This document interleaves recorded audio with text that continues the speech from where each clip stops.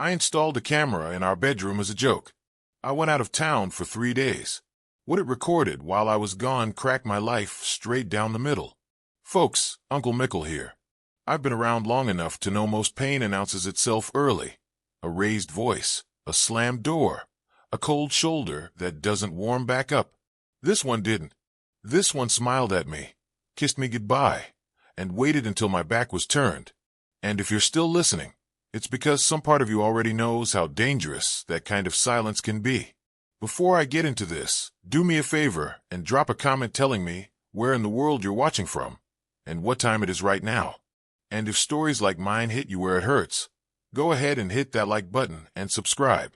Helps Uncle Mickle keep bringing you the truth nobody else wants to talk about. All right, let me pull this thing back to the beginning, nice and slow, so you can understand how a man can lose everything without hearing a single crash. This happened a few years back, when I was still convinced my life had finally settled into something solid. I was in my mid-40s, working steady, waking up in the same bed every morning next to the same woman. Same coffee mug, same route to work, same jokes we'd already told each other 100 times. And I liked it that way. I'd had enough chaos earlier in life. I wanted quiet, predictable, safe. My wife at the time, I'll call her Sarah, had been with me for over a decade. We weren't flashy. We weren't one of those couples posting fake smiles online. We were just consistent. Bills paid on time. Groceries every Sunday. Movie nights that usually ended with one of us falling asleep halfway through. That kind of life doesn't look exciting from the outside, but it feels like shelter when you're inside it. The camera came into our lives almost by accident. I travel for work sometimes. Not glamorous stuff, regional conferences, site visits, a night or two in a hotel that smells like carpet cleaner and disappointment. On one of those trips, I joked about how paranoid people get when they're away from home. Break-ins, package thieves, all that. Sarah laughed and said, "What are you going to do? Put cameras everywhere." A week later, I picked up a cheap little indoor security cam. Nothing fancy. Wide-angle lens. Motion detection. Connected to an app on my phone. I told her it was for the living room, just to keep an eye on things when we were gone together. She rolled her eyes, called me an old man, and went back to scrolling on her phone. The night before my trip, we were sitting on the bed folding laundry. Socks, t-shirts, the ordinary stuff that fills a marriage. I mentioned, half joking, that I might move the camera into the bedroom while I was gone, just to mess with her. Told her I'd pretend I was watching her snore from 3 states away. She laughed. A quick laugh. A little too quick. "Don't be weird," she said. That should have been nothing. Just a throwaway comment. But something about the way she didn't look at me when she said it. That's the part that stuck later. At the time, I brushed it off. I kissed her forehead. Told her I'd be back before she knew it. The camera went up the next morning. Corner of the room. High shelf. Barely noticeable unless you were looking for it. I didn't even tell her I'd actually done it. That was the joke. Or so I thought. I left that afternoon. Suitcase in the trunk. House quiet behind me. And as I pulled onto the highway, I remember thinking, clear as day. Nothing ever happens when you think nothing ever will. That thought followed me all the way to the hotel. Before that camera ever mattered, before suspicion ever had a shape, our life looked like something I trusted. Sarah and I had built a routine that fit us. Not exciting, not Instagram-worthy, but dependable. We woke up early on weekdays, her first, me second. She liked the bathroom mirror to herself. I liked the quiet kitchen. I'd make coffee strong enough to punch through sleep, stand at the counter in my socks, and listen to the house wake up. Pipes knocking. The refrigerator humming. Those sounds told me everything was still where it belonged. Evenings were simple. I got home first most days. I'd start dinner or pretend I was going to, which usually meant ordering takeout. By the time she walked in, we'd sit at the table or on the couch, plates balanced on our knees, talking about nothing important. Work annoyances. A neighbor's new car. Whether we should repaint the hallway this year or next. That was our marriage. Not fireworks, but steady heat. I had been married before long ago, and I knew how loud things got when they were breaking. Doors. Accusations. Silence sharp enough to cut skin. What Sarah and I didn't feel like that. It felt grown. Like we'd already survived our worst versions of ourselves and decided to stay anyway. She worked part-time at a local office, flexible hours. Sometimes she'd be home before me, sometimes later. I never questioned it. Trust doesn't announce itself. It just sits there, heavy and unquestioned, until one day you realize you've been leaning on it without checking the legs. Weekends were for errands and small projects. Fixing a loose cabinet hinge. Cleaning out a closet we'd already cleaned out twice that year. On Sundays, we'd grocery shop together, arguing gently about brands like it mattered. She liked name brand cereal. I didn't care. I always gave in. At night, we'd climb into bed and scroll our phones in silence before sleep. I'd read the news. She'd watch short videos with the volume low. Every now and then, she'd show me something funny. I'd laugh. She'd smile. Then we'd turn out the lights. Looking back, it all seems painfully normal. Inside, I felt settled. That's the word. Not thrilled. Not bored. Settled. I'd reached a point in life where excitement felt overrated. I wanted peace. I wanted a home that didn't shift under my feet. And for the most part, that's exactly what I thought I had. There were no screaming matches. No obvious secrets. Our phones sat on the same counter. Passwords weren't hidden. If she needed my phone, she used it. Same for hers. That kind of openness makes you feel immune. Like betrayal is something that happens to other people. But here's the thing about hindsight. It sharpens small moments until they glow. A few months before that trip, I noticed Sarah had started taking her phone with her everywhere. Bathroom, laundry room, even to grab the mail. Not obsessively, just consistently. When I asked her about it once, she shrugged and said work emails were picking up. I accepted that answer without resistance. Because that's what trust does. It fills in gaps, so you don't have to. She also started staying up later than me some nights. I'd fall asleep to the soft glow of her screen, wake up around midnight, and see her still scrolling. When I asked if everything was okay, she'd say she just couldn't sleep. Again, reasonable. Life does that. There was affection, too. Hugs. Kisses. Routine intimacy that felt familiar. But sometimes, when I leaned in, she'd already be pulling away, like her body was a half-second ahead of her words. Just tired, she'd say. I told myself not to overthink it. Men my age are supposed to be grateful, not suspicious. The day before my trip, she helped me pack. Folded shirts neatly. Asked about my schedule. Asked what hotel I'd be at. Normal questions. Loving questions. But when I hugged her goodbye that morning, she hesitated. Just a breath.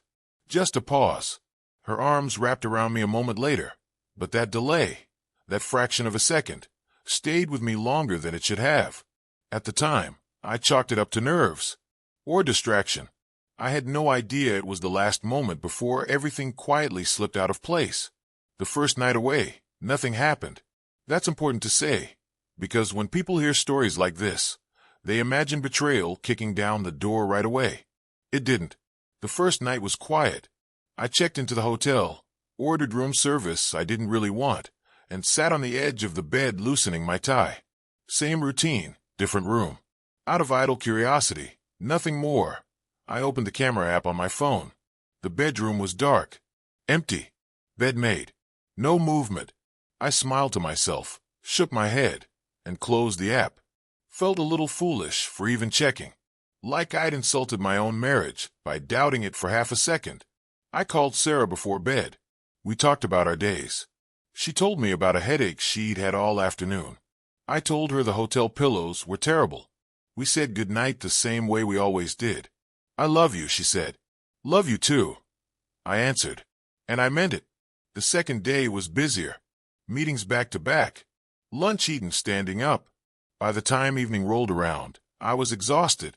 I ordered food, flipped on the TV, and let noise fill the room so I wouldn't feel alone in it. That's when the notification came through. Motion detected, bedroom. I stared at my phone longer than I should have. My first thought wasn't suspicion. It was annoyance. I figured the camera was too sensitive. Maybe it caught a shadow. Maybe the air kicked on. I tapped the alert. The screen loaded slowly. My heart didn't race yet. I wasn't braced for anything. I was still living in the version of my life where nothing bad was about to happen. The bedroom lights were on. That alone was unusual. Sarah usually kept them low at night. Lamps, not overheads. She'd always said the bright light gave her a headache. She moved through the frame, phone in her hand, dressed nicer than she'd been that morning. Not work nice. Not casual either. Something in between. Something intentional. I told myself she was just going out. Dinner with a friend. Maybe she'd forgotten something. The camera didn't show the door clearly. The motion stopped. The feed went still.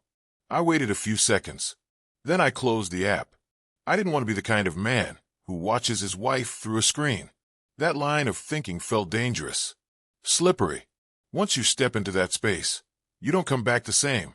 A few hours later, I checked again. The room was dark now. Bed unmade. One side pulled back. She wasn't alone. I couldn't see everything at first. Just movement. Two shadows crossing where one should have been. A jacket tossed over a chair that didn't belong to me. I froze. This wasn't denial yet. This was my mind trying to slow the moment down. Like maybe if I didn't blink, reality would reassemble itself into something harmless. I leaned closer to the screen. A man stepped into full view. Not a stranger. That recognition hit me harder than anything else. It was Michael. A name I knew. A face I'd shaken hands with. A man I'd welcomed into my home more than once. A co-worker of hers. Married. Kids. The kind of guy you'd never circle in red ink. I felt my stomach drop, but my hand stayed steady. That surprised me. I wasn't shaking. I wasn't crying. I was cold. Focused in a way I hadn't been in years. They didn't rush. That's the part that still stings. There was no frantic urgency. No guilt in their movements. They moved like people who had rehearsed this. Like the room belonged to them now. He kissed her. She kissed him back. No hesitation. I closed the app. I didn't throw the phone. Didn't yell. Didn't call anyone. I sat there on that stiff hotel bed and stared at the wall like it might explain something if I waited long enough. When Sarah called me later that night, I answered. She asked how my day was. I told her it was fine. She said hers was quiet. Quiet. I listened to her breathe through the phone and realized something inside me had already shifted. A weight had moved. A door had closed. I told her I was tired and needed sleep. She said she understood. As I set the phone down, one thought settled in, heavy and undeniable. If I'd looked away, I could have stayed married. And I knew I was standing at the edge of something I couldn't unsee. I didn't sleep that night. Not really. I lay on my back in that hotel bed, staring at a ceiling that wasn't mine, listening to the low hum of the air conditioner cycle on and off. Every time my eyes closed, the image snapped back into place. Sarah's bedroom. Our bedroom. His jacket on the chair. Her hands on him like they belonged there. By morning, denial was gone. What replaced it wasn't rage. It was something quieter and heavier. The kind of knowing that sinks into your bones and doesn't ask permission. I didn't open the camera again until after my meetings ended that afternoon. I told myself I just needed clarity. Proof. As if what I'd already seen wasn't enough. The notification came before I even touched my phone. Motion detected, bedroom. I waited a full minute before opening it. That pause felt important, like I was bracing myself to cross a line I couldn't step back over. The feed loaded. They were there again. Middle of the day this time. Curtains half open. Sunlight cutting across the bed in a way I recognized. That light had touched my face 1,000 mornings. Now it was falling on him. I watched longer than I want to admit. Not because I wanted to. Because my brain needed to catalog every detail, like evidence at a crime scene. What time it was. How comfortable they looked. How she laughed at something he said. The same laugh I thought belonged to me. At one point, she stood up and walked toward the camera. I felt a jolt of panic, like she might see me watching, even though that was impossible. She adjusted the pillow. Straightened the sheets. Our sheets. That's when it hit me. This wasn't impulsive. This wasn't a mistake born from too much wine or a bad night. This was practiced. Familiar. Comfortable. They weren't sneaking. They were settling in. I turned the sound on. That was a mistake. I won't repeat what I heard, not because it was graphic, but because it was intimate in a way that stripped something out of me. Her voice was softer than it ever was with me anymore. Lighter, like she was someone else entirely. I shut it off and sat there with my phone in my lap, feeling something crack open behind my ribs. I thought about the dinners she'd come home late from, the nights she'd said she was exhausted, the way she'd sometimes flinch when I touched her unexpectedly, like her body had already adjusted to a different rhythm. All of it lined up now, cruel and perfect. Michael stayed for hours. When he finally left, he didn't rush. He kissed her goodbye at the door. She watched him go, smiling in a way I hadn't seen aimed at me in months. Then she turned, locked the door, and leaned back against it. For a second, just a second, her face changed. The smile faded. Her shoulders dropped. And I saw it. Guilt. That glimpse almost hurt worse than the betrayal itself, because it meant she knew exactly what she was doing, and she did it anyway. I spent the rest of the afternoon walking around the city like a ghost. Meetings blurred together. People talked at me. I nodded at the right moments. Inside, everything was loud and hollow at the same time. That night, I didn't answer when Sarah called. I watched the camera instead. She moved through the bedroom alone now. Changed clothes. Crawled into bed on her side. My side stayed empty. At one point, she reached over and touched the pillow where my head usually rested. I don't know if that was habit or regret. I turned the feed off and finally let myself feel it. Not anger. Not yet. Loss. 10 years collapsed into a handful of images on a screen. A life I thought I understood reduced to angles and timestamps. The woman I trusted more than anyone revealed as someone who could look into my eyes, say I love you, and then welcome another man into our bed without hesitation. That was the lowest point. Not the sex, not the lies, but the realization that the marriage I'd been protecting, believing in, defending in my own head, it had already ended.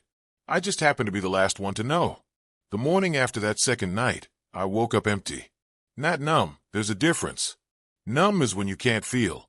This was when I felt everything at once, but none of it had a name yet. The anger hadn't arrived. The grief hadn't settled.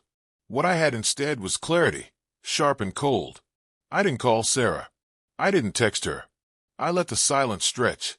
On the drive home later that day, mile after mile passed under my tires, and with every one of them, something inside me shifted from hurt to resolve. I'd spent too many years of my life reacting to other people's decisions. This time, I wasn't going to explode. I wasn't going to beg. And I sure as hell wasn't going to pretend I hadn't seen what I saw. I needed control. Quiet control. The first thing I did when I got home was sit in my car in the driveway. I didn't go inside right away. I just sat there, key still in the ignition, and let myself breathe. The house looked the same from the outside. Lights off. Curtains drawn. Peaceful. That was almost funny. Inside, I moved slowly. Methodically. I didn't confront her. I didn't mention the camera. I said I was tired. Said the trip wore me out. She nodded, asked if I wanted dinner. I watched her face as she spoke. Looked for cracks. There were none. She was good at this. That hurt more than I expected. That night, while she slept beside me, I stared at the ceiling and made decisions. Not emotional ones. Practical ones. First, I saved the footage. Every clip. Every timestamp. I backed it up in 2 places. I wasn't planning revenge yet.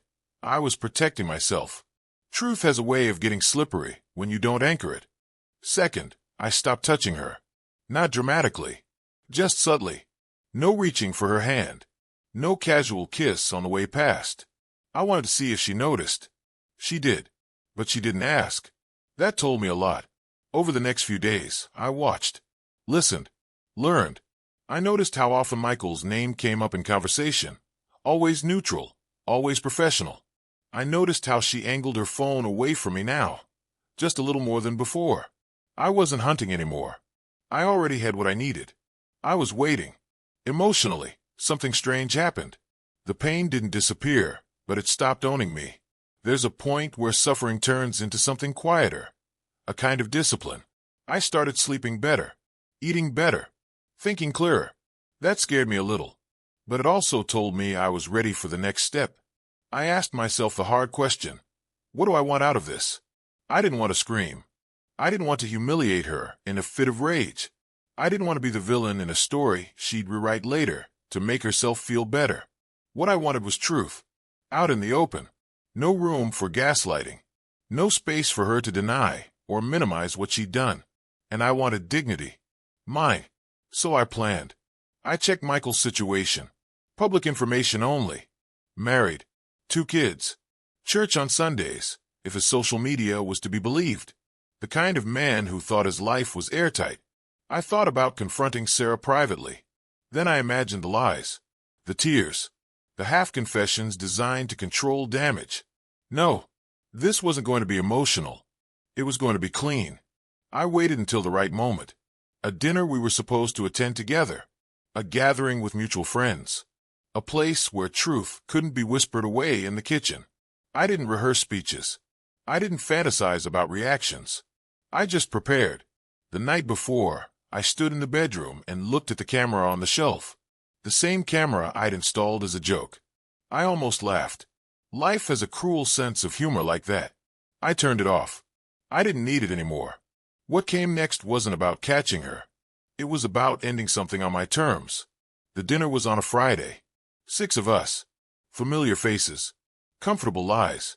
The kind of evening that usually passes without leaving a mark. Sarah wore the blue dress I liked. The one she knew I liked. Michael showed up with his wife, Jennifer, smiling like a man with nothing to hide. We sat. We ordered. Glasses clinked. My heart didn't race. That surprised me. I felt steady. Anchored. Halfway through the meal. Conversation drifting toward work and weekend plans. I set my fork down. Before we go any further, I said, calm and clear, there's something I need to address. The table quieted. Sarah turned toward me, confusion flickering across her face. Michael froze. Just for a second. I took out my phone. I installed a security camera in our bedroom while I was out of town, I said. No emotion. Just facts. And it recorded something everyone here deserves to know. Sarah's face drained of color. Jennifer frowned. What are you talking about? I tapped the screen and slid the phone across the table, turning it so they could see. The clip was short. 10 seconds. That's all it took. Michael standing in my bedroom. Sarah kissing him. Familiar. Undeniable. No sound. No need. The silence that followed was absolute. Jennifer's chair scraped back as she stood. Her hands shook as she stared at the screen, then at her husband. You told me you were working late, she said. Her voice didn't crack. That was worse. Sarah tried to speak. I raised my hand. No, I said quietly. You don't get to explain this. Michael's mouth opened. Closed. He looked around like someone searching for an exit that wasn't there. Jennifer picked up her purse. We're leaving, she said. Not to him. To herself. She walked out without another word. Michael followed. Head down. Life collapsing in real time. Sarah turned to me then. Tears finally surfaced. Mickle, please. I stood. Save it, I said. Still calm. Still controlled. I already heard everything I needed to hear. I left cash on the table. More than enough. I didn't look back. Outside, the air felt different. Lighter. Like a storm had finally broken. Behind me, I heard Sarah sobbing. I didn't stop. That was the end. Not of my life. Just of the lie I'd been living in. Part 6, Climax. The dinner was on a Friday night. 6 of us at a long table. Familiar faces. Comfortable routines. The kind of evening that usually dissolves into small talk and dessert without leaving a trace. Sarah wore the blue dress I'd always liked. The one she claimed made her feel confident. Michael arrived with his wife, Jennifer, smiling like a man who believed his world was unshakable. We ordered drinks. Plates clinked. Someone joked about work. I didn't feel angry. That's what people get wrong about moments like this. They expect rage, shaking hands, raised voices. What I felt was stillness. Like everything inside me had lined up and locked into place. Halfway through the meal, while laughter bounced around the table, I set my fork down. There's something I need to say before we go any further, I said. My voice didn't waver.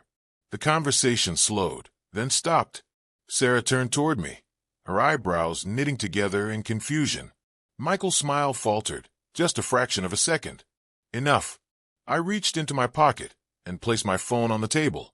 While I was out of town, I said, I installed a security camera in our bedroom, mostly as a joke. Turns out it wasn't funny. Sarah's face drained so fast it was almost frightening. She opened her mouth, but no sound came out. Jennifer leaned forward. What are you talking about, Mickle?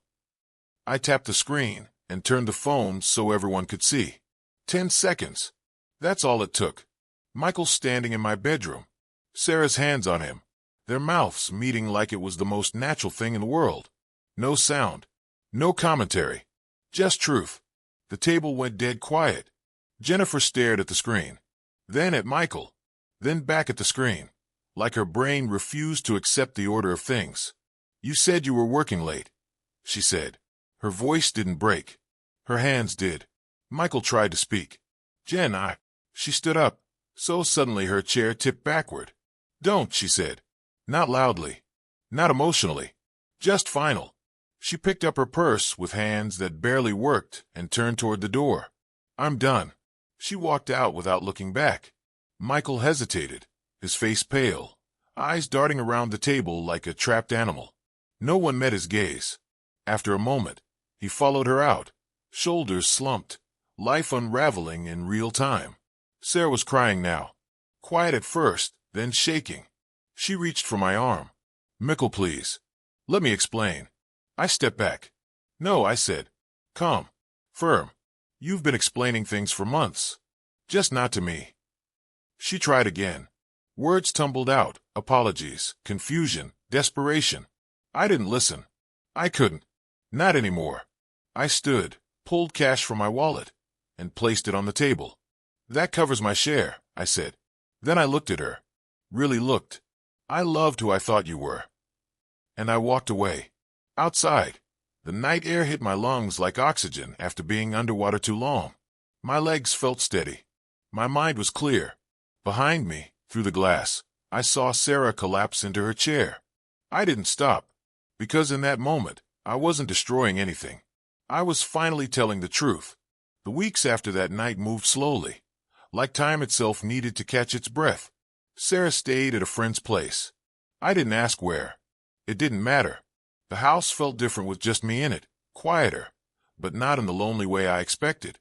More like the silence after a long argument finally ends. Heavy, yes, but honest. We spoke only when necessary.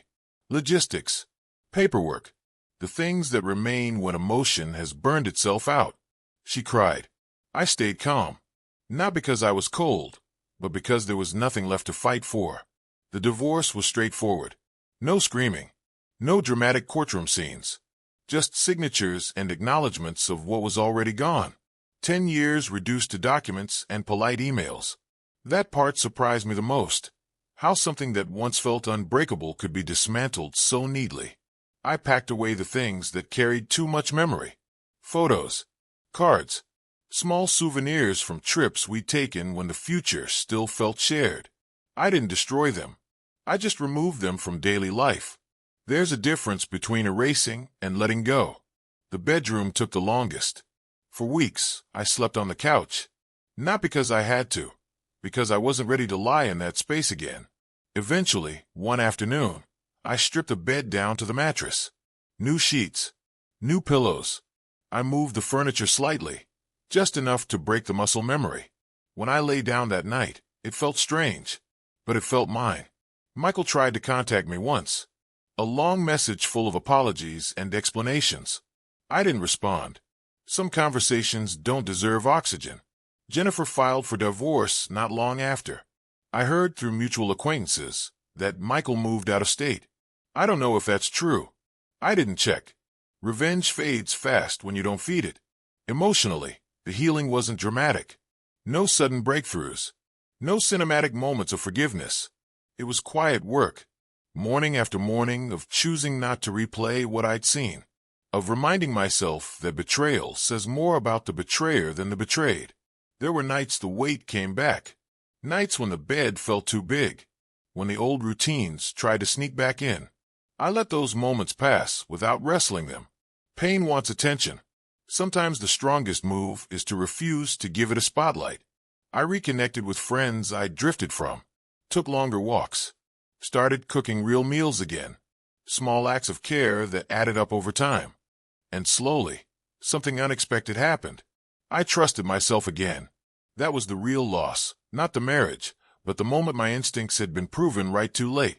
Rebuilding that trust took patience. But it came back. Stronger. Sharper. One evening, months later, I noticed the camera still sitting in a drawer.